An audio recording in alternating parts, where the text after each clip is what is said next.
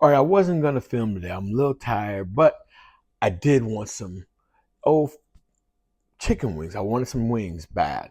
So why not bring them both together? And we're going a different route today. So let's bring you down. I do a little bit different. So for one,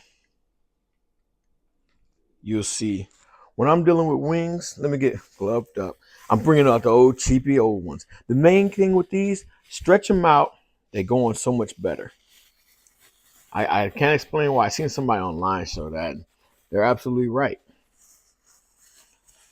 Because I'm working with chicken wings. These are work. I'm not bringing out my good stuff. So one thing I do also, I shared in another video.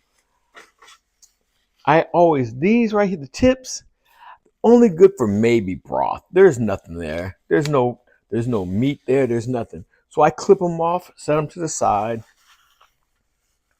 If I'm going to make a broth, be honest with you, I'm not going to do it. They're going in the trash. But if I was going to make a broth, I would go with that. I would use it for that. And what other chicken scraps I had, like if I had big flaps of chicken that wasn't going to cook evenly, things like that. Okay, now, so I do have this mix. Little flour, little cornstarch, little water, and whatever your favorite all-purpose seasoning is. It's all preference here. It's all preference. One cooks no better than the other. It's whatever you like. So what I'm going to do, I'm going to put all four of them in there. It doesn't have to sit in there and rest for 20 minutes or whatever. Just lather them up. I'm going to go ahead and flip them. Now, I'm going to let them run off. The more you run off, the better you don't drip into your grease and wear your grease out. I'm going in and I'm at 300 degrees. I'm going to fry these twice.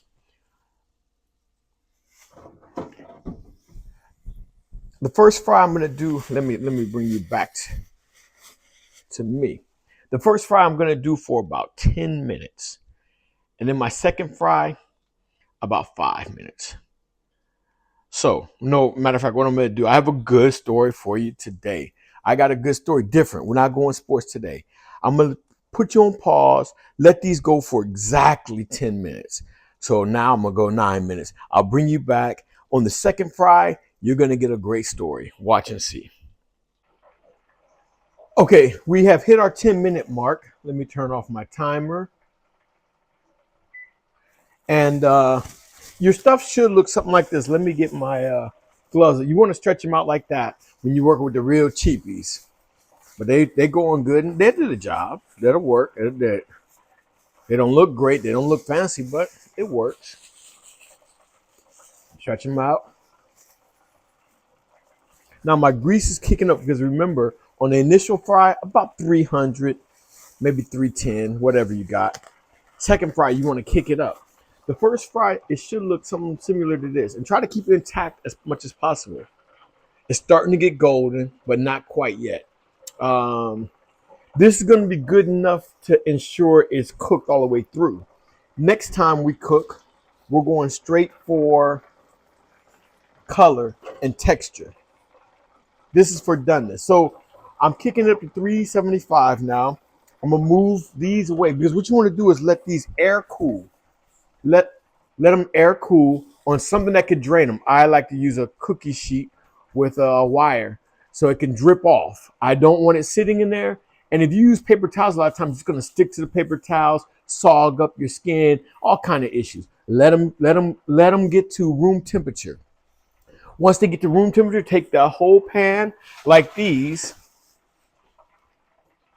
and drop them in the freezer and let them freeze. These have been in for about 2 hours. So they're where I want them. Now our grease is still, while I get into the temperature, let me bring you to a good story I was telling you I had. Me, and I had 3 sergeants, 2 of which we always deploy together. Out of 6 years, we all deployed 3 times. 2 to Iraq, 1 to Afghanistan. This happens to be my middle deployment, Iraq. So it's 2004. We stayed back about 9 months. We're back in the boot already. So while we're there, we're driving. Where are we going? We're going somewhere. Oh, I know it is. We're supporting the Marines down in Najaf, 11th Mu. We're attached to them. And they need MoGas at a particular place bad. What MoGas is automotive gasoline, like what you get at your local gas station. Nobody there had it. We converted one of our tank and pump units, little pods with about 500 gallons they can hold each. We converted it over to MoGas. This thing is highly explosive. That's why nobody has them. And so it's our first run. I tell my sergeant, this happened to be Sergeant Blue, but don't worry, Sergeant Moore gave me the exact same business. Sergeant Blue he might be driving with his soldier on the side. I'm sitting middle seat. I need to see what they're going on for our first run. I'm not sending them out if I haven't experienced it. So first, Blue brings out a boom box like it's 1984. Sits it right there in the center console. I got to hear whatever he's listening to. All right, whatever gets you through this convoy. We're about 2 miles into it, and he says, "Let's go. Hey, let's fire him up." I'm like, whoa, what are you talking about? Fire him up? He brings out a pack of Newport, starts packing them, pulls it out, and starts, hey, Sergeant Holland, don't get him our business. This is what we do on the convoy. Smoking a cigarette. I'm like, come on, man. He's like, you want to get out here? We can let you out so you don't got to worry about the cigarettes. So cigarettes, we got no AC. Cigarette smoke blowing across both ways because everybody's smoking. Like, this is horrible. And they think it's the funniest thing ever. Now, they used to happen in the jet fuel tanker also. These guys didn't give it. It was all about mission, but you're going to do it my way. You're going to do it my way. I got a better one when it came time to health and welfare while we were out there. Meaning we're going through the soldiers' living areas, making sure there's no contraband. This is way worse. But these dudes were known to fire up. But they were I'm talking about hell of a NCOs. These guys got us out of some really gray areas that a lot of people didn't get out of. They were that good. How far are we on our temperature? Yeah, smoking cigarettes with 1,000, maybe about 850 gallons of MoGas sitting in the back, wide open, flicking them out, lighting cigarette off a cigarette. It was the greatest time they ever had. Okay, so we're there. Now what I'm going to do, let me bring you back down and bring you in. Enough of me. That's just my introduction to Soldier meets SOS. Don't worry, we're hitting sports. We're going to talk about how Halliburton got no mid-range game, how he's got no definite number two that's going to show up every single game. We're going to hit all that, but let's get them in. So they're frozen. They're frozen pretty good. But remember, they're already cooked through. So I'm going to put about, how many I got? I'll put 2, 4, 6. I'll put 6 and 6 because I got 12 wings. And I'm going to seal these things up. And I got me a couple of days of lunch, snacks, whatever I want. Cut them up, make them hot wings. I'm not sure. Yeah, you can see it bubbling up pretty good. I'm going to let that go for about 4 minutes. 4 minutes is done. They're coming out. Other set in. These will be able to cool. And I'll bring you back to let you see what the actual results are. SOS. Soldier. Soldier with a little sauce on the side. All right, we're wrapping up our last. We've got about another minute. I'll give it to you. So these 3 sergeants, I had them from all of them were at least E4s. Blue I had since he was at E2. All the way up, and we finally partied. We all went our separate ways around E6. We were all E6s together. Greatest sergeants I've ever worked with in my life, without a doubt. These guys were hell of sergeants and convoy monsters. They never told me no. And there was many days we went out 5, 6 times in a row supporting special forces, support damn near anybody the streets of Iraq and especially in Baghdad needed. These dudes were my rider. Sergeant Moore, Sergeant Blue, and Sergeant Bell. Those were my guys. They were that great. I can remember when Sergeant Moore would do that. He'd be like, "Hey, lighten it up." And his favorite term where I was like, "Come on, man, don't smoke it. What the hell ever, Sergeant Holland? It's going to get lit up. I'm lighting it up." And they were like, the worst part was not that they would do it, but they would laugh right in your face while you do it. Because what you gonna do? You gonna kick me out the convoy? You're gonna bust me down? Well, how good you think I'm gonna be then? So there were certain things you had to accept because these dudes were hell of a soldiers. I don't even know if I ever told them that. How great, especially as a sergeant, I couldn't touch these guys, their boots. I couldn't even lace their boots up for them. That's how good they were. They were hella good. Not because of me. They were destined to be way good. And I was either going to get out of the way or get in their way. All right, we got a great look. Why the hell did I just dip them back in? I'm glad you didn't see that. I'm shaking the grease off. Let's go. Let's go. I'm shaking the grease off and dipped them right back in the grease. Let's go. Okay.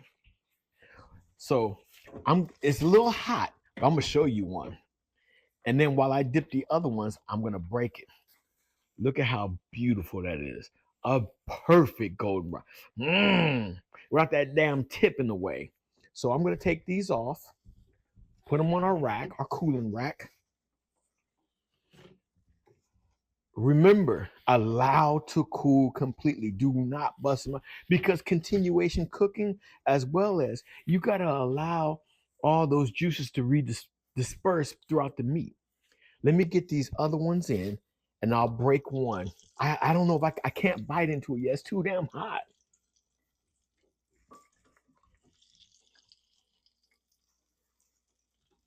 Well, I got a million of them. I got a million of them. And I'm going to send this directly to you guys. More blue. I don't have Bell's contact. And I want you guys to tell me. I'm going to send it directly to you. I want you guys to tell, is it true or not? Is it true? We're going to talk about so many things that went crazy out there, good, bad, and indifferent. Um, we'll get there. But let's bust one of these opens. Oh, my people being foundational Black Americans. There's a couple of things you cannot do when making chicken. No blood. If they see blood, man, you can't crisp up toast. You can't boil an egg for them ever again. Black people are not going for blood in their chicken. You can never cook anything ever again, and it can't be dry. It can't be dry. So let's see. Let's take the blood look. Let's take the. You hear that? No blood. Look at my joints, nice and clean. No blood. This thing is like the old school KFC, not the new school. Oh, it's so hot. I can't do it. It is amazing though. Ladies and gentlemen, here at Sauce to the Side, we're going to give you one of the two S's every single time: sports or soldiering. Today, it was soldiering with a little sauce on the side. It is amazing. If I had my ingredients, next time we're going to go make an amazing hot wing sauce. I don't call it buffalo, hot wing sauce. Nobody is doing. Nobody. We're going to do it here. I'm going to show you next time. Stay tuned. Soldiering with a little bit of sauce on the side. You could be here. You should be here.